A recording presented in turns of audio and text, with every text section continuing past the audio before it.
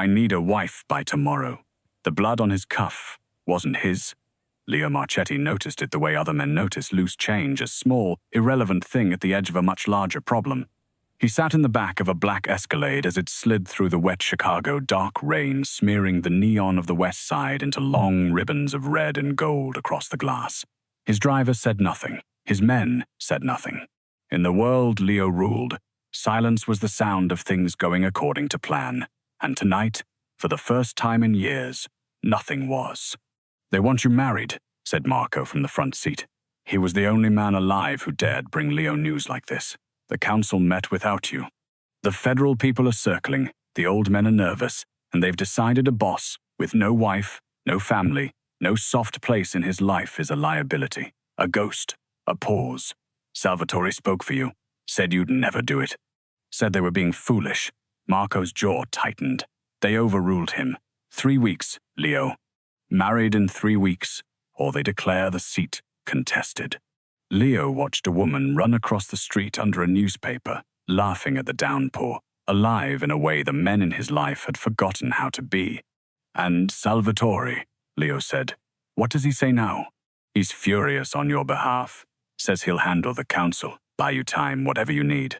Marco almost smiled. "You know how he is. He'd take a bullet for you." Leo did know. Salvatore Marchetti had raised him after the murder had sat with a 19-year-old boy in the smoking ruin of a family and taught him how to be a king instead of a corpse.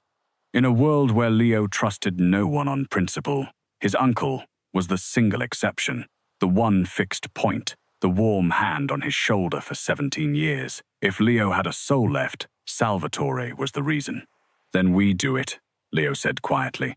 "I'll give them their wife, on my terms." He looked out at the rain. "Turn here." Marco glanced back. "Boss, that's not the way home.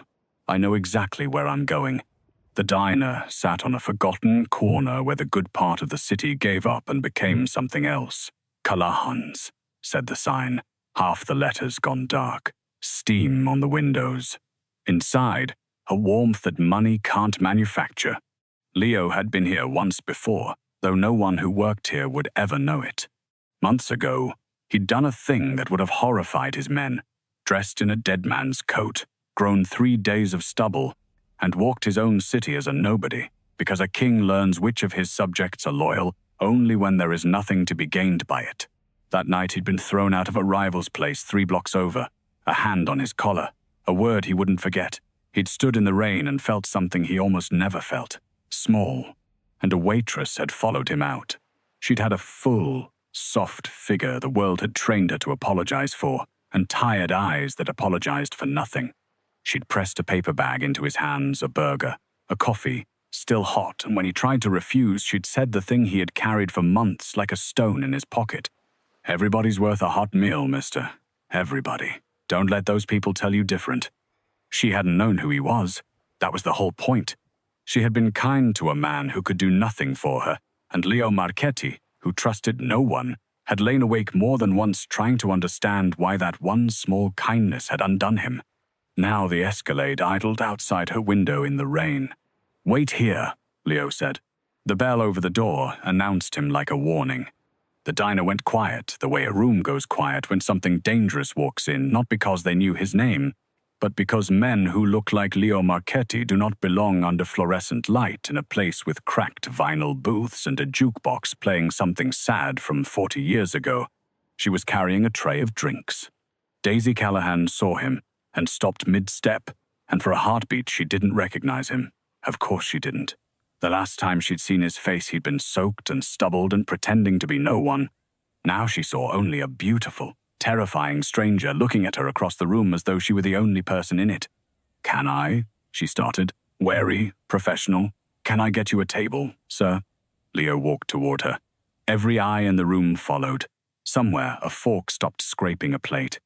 "Daisy," he said. He'd learned her name the way he learned everything, thoroughly. Her wariness sharpened into fear. "Do I know you?" "No." He stopped close enough that she could smell rain and cedar and something colder underneath. "But I know you, and I'm about to make you the strangest offer of your life. I'd suggest you don't drop that tray." Then, In front of the gaping room, the room that had spent years looking straight through her, Leo Marchetti reached into his coat and produced a small velvet box and opened it, and the diamond inside caught the flickering light like something that did not belong to this world. "Marry me," he said. "I'll pay off every dollar of your mother's hospital bills before your shift ends tonight. I'll change your life. And in exchange, all you have to do is wear this ring and stand beside me for 1 year, and never ask what I do for a living." The tray trembled in Daisy's hands. She did not drop it. She agreed in the alley behind the diner, after her shift, with the rain coming down between them. Not because of the ring, because of the number. He'd said it low, almost gently, the exact figure of her mother's debt, down to the last cent, the number that woke her at 3 in the morning, the number with a countdown attached, the one that meant a woman she loved would be moved out of the good hospital and into the kind of place people don't come back from. He knew it. He'd known it before he walked in. And that frightened Daisy more than the diamond did. "Why me?" she said. Her voice didn't shake, and she was proud of that. "You could buy any woman in this city, someone who'd fit your world. Why the waitress nobody looks at twice?" Something crossed his face there and gone, like weather over water. "Because you'll be underestimated," he said, "by everyone. That's useful to me." It was a cruel answer, and they both knew it was only half true.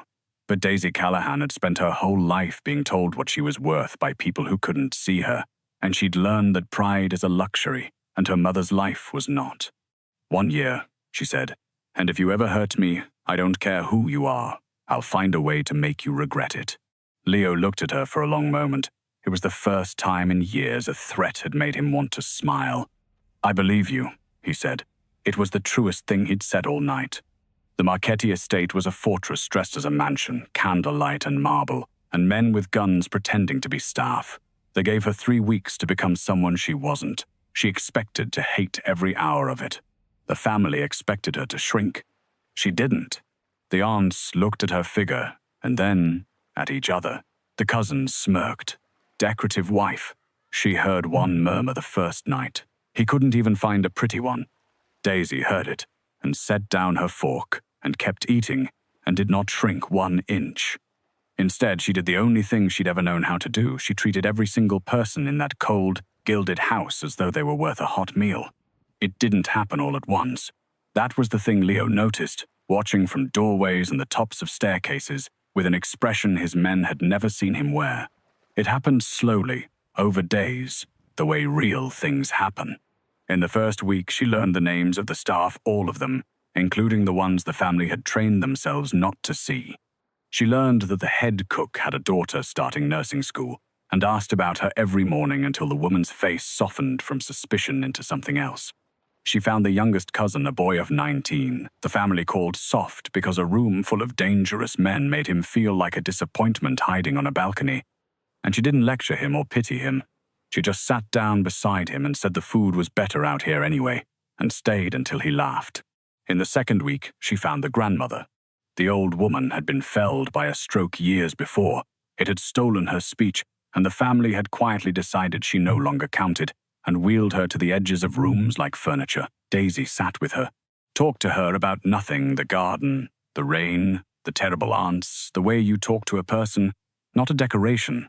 On the 4th afternoon, the old woman's good hand found Daisy's and held it with a grip that was startlingly strong, and her eyes, when they met Daisy's, were sharp and whole and grateful, and something passed between them that neither of them needed words for. Leo watched all of it. He had chosen her to be a prop, a convenient nobody who would wear a ring and disappear into the background of his life. Instead, she was moving through his poisoned house like weather, like light, and one by one, the people who had learned to fear him were learning to love her, and Leo Marchetti stood in the shadows of his own home and felt the ground shift beneath a life he had thought was already decided. The change in Leo came slowly too. That was the second thing, and it undid him more than the first. It did not come in a single confession. It came in 1,000 small things he wasn't braced for. It came the night he worked past 2 in the morning and found, on the corner of his desk, a plate covered with a napkin, a sandwich, cut in half, and a note in her careful handwriting that said, "Only eat something, you monster." He stood in the dark and looked at it for a long time. No one in 17 years had told Leo Marchetti to eat something. He ate the sandwich. It came the afternoon. She caught him rubbing the old ache in his shoulder, a knife wound from a war she knew nothing about, and said nothing. But that evening a heat pack appeared, wordlessly, on the arm of his chair. It came the morning he watched her stand in the great cold hall in the early light, before the house woke, and dance one slow, private turn to a song only she could hear, softly, badly, joyfully, thinking herself alone, and Leo, watching from the stairs, understood that he would tear the world apart before he let anything take that from her, and that this was a very dangerous thing for a man in his position to feel. He fought it. He was good at fighting things. "You don't have to do all this," he told her one evening, gesturing vaguely at the sandwich, the heat pack, the whole quiet campaign of small mercies, the staff, my grandmother, me. "It's not in the contract." Daisy looked at him like he'd said something very stupid and very sad. "Kindness isn't a favor you do for people, Leo," she said. "It's just how you walk through a room. I don't know how to walk through one any other way." She tilted her head. "The fact that nobody in your whole life has ever done it for free, that tells me everything about your life, and none of it's good." She left. Leo stood in the empty room for a long time and did not have an answer, because there wasn't one. Salvatore came often in those weeks, and Daisy came to love him. That was the thing she would think about. Afterward, over and over, she loved him. He was warm in a house of cold people, the only one who greeted her by name and meant it, who asked about her mother's recovery and remembered the details, who took Leo aside and clapped him on the shoulder and told him, in Daisy's hearing, that he hadn't seen the boy look alive like this since before his father died. He was such a serious child, Salvatore told her one afternoon in the garden, watching Leo cross the lawn. There was real love in the old man's voice, worn smooth by years.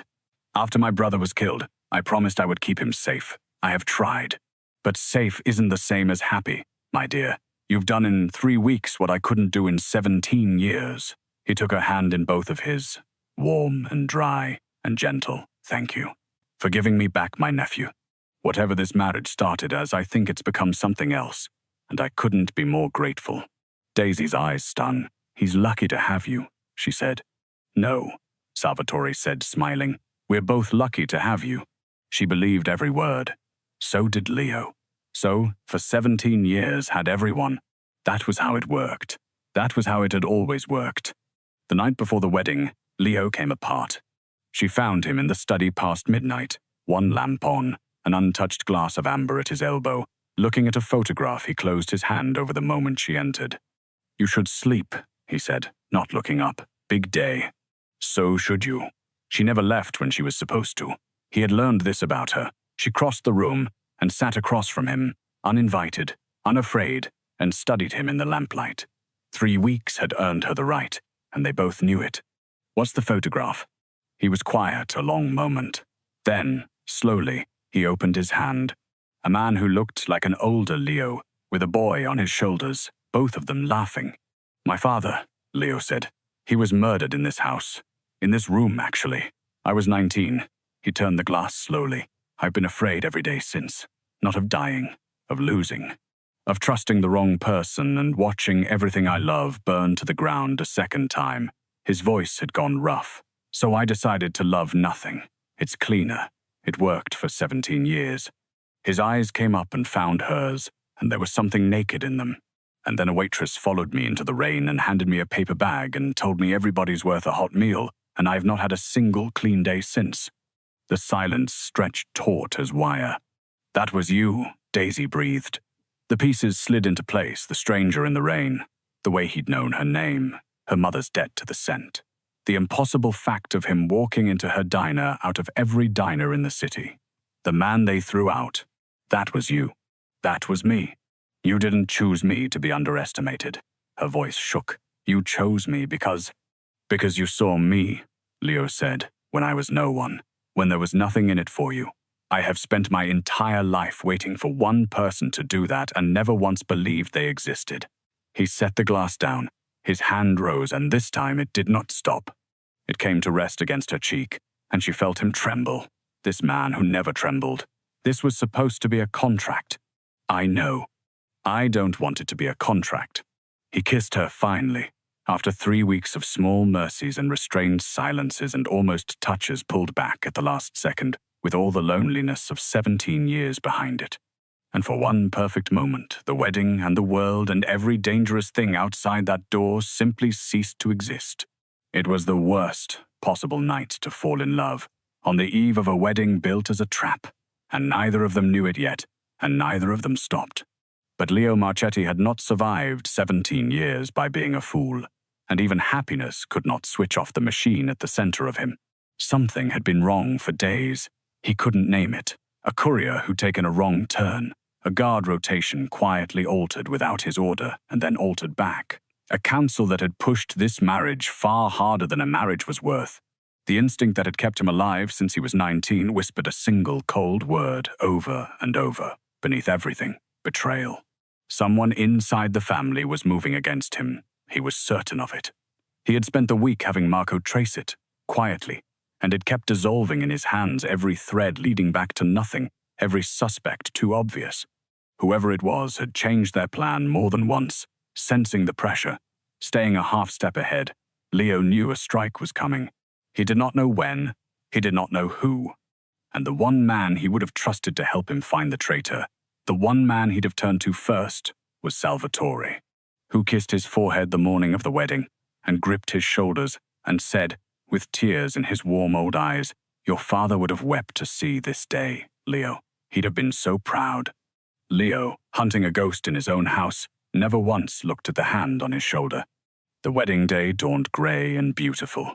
Black SUVs lined the drive like a funeral dressed for a party. The great hall glittered with candlelight and killers in tuxedos, and Daisy stood at the top of the staircase in white and understood, looking down at the sea of dangerous, smiling faces, that every power in the family was under one roof tonight. She scanned the room the way she'd scanned 1,000 dinner rushes, reading the currents, the tension, the things people did with their hands when they thought no one was watching. It was pure habit. She wasn't looking for anything, and that was exactly why she found it. Near the back of the hall stood 3 men she didn't recognize. They were dressed as guests. But they weren't holding their champagne like guests. They held the glasses too high, too still, the way you hold something you've been given to make your hands look busy, the way a man holds a prop. She'd waited on 10,000 men. She knew the difference between a person enjoying a drink and a person waiting. These 3 were waiting. And then, as the string quartet began, and Leo turned toward the aisle to watch his bride descend, Daisy saw one of the 3 men glance up quick, involuntary, the way your eyes go to the thing that matters most toward the shadowed balcony above the hall, where a 4th man stood in the dark, where a shooter would have the whole floor. Daisy's blood turned to ice. She came down the stairs on legs that had gone numb, smiling for 200 killers, and reached Leo at the altar and took his hands, and her grip was crushing. "You're shaking," he murmured, thinking it nerves. "Daisy." "Leo, don't react. Don't look up. Smile at me." Her voice was a thread of sound beneath the music. 3 men, back left. By the pillars, they're holding their drinks wrong. They're waiting for something. And there's a 4th on the balcony behind me, in the dark. One of the 3 just checked with him. It's now. Whatever's coming, it's coming now. For one endless second, Leo Marchetti's whole world reorganized itself. The betrayal he'd been hunting for a week. The strike he'd known was coming and couldn't locate. The ghost that dissolved every time he reached for it because he'd never once let himself look at the only person he'd never suspected. He didn't have the name yet, but his bride, with nothing but 3 weeks of watching strangers and a lifetime of being overlooked, had just handed him the one thing his entire intelligence network had failed to find: the shooter's position 3 seconds before the shot. He had spent 17 years trusting no one, and it had kept him alive. And now the woman he'd married for convenience had just done what none of his men could. He believed her instantly. His hand moved a signal Marco had been watching for all night. A life built on the certainty that betrayal always comes, and in the same motion Leo turned his body between Daisy and the balcony. "Down," he said, and the first shot cracked out over the candlelit hall. Chaos detonated. But it was not the chaos Salvatore had planned. He had built this night around a single certainty that Leo would never see it coming, that the boss would be soft and exposed and looking at his bride, That the shooter would put a bullet in the waitress, nobody would miss, and Leo would break. And in the breaking, he could be swept aside. A married man can be threatened. A grieving man makes mistakes. Salvatore had spent months maneuvering his nephew toward this room, this altar, this beautiful open moment. He had not planned for the bride to be the one watching the balcony. The shooter's first shot went wide because Leo was already moving. Marco and the loyal men salted through the crowd, in position because Leo had known something was coming, even if he hadn't known what drew as one, and turned the balcony into a killing corner. The three men by the pillars reached into their jackets and found Leo's people already there. And Leo, bleeding now, a graze blooming red across his shoulder where the shooter's second shot had found him instead of his bride, had Daisy pinned beneath him on the marble at the foot of the altar. His body a shield over hers, gun smoke and screaming and candlelight above them. "I've got you," he said against her ear, over the gunfire. "I've got you. I'm not letting go." Across the hall, through the smoke, his eyes found the one thing that finally made sense of everything. Salvatore was not diving for cover.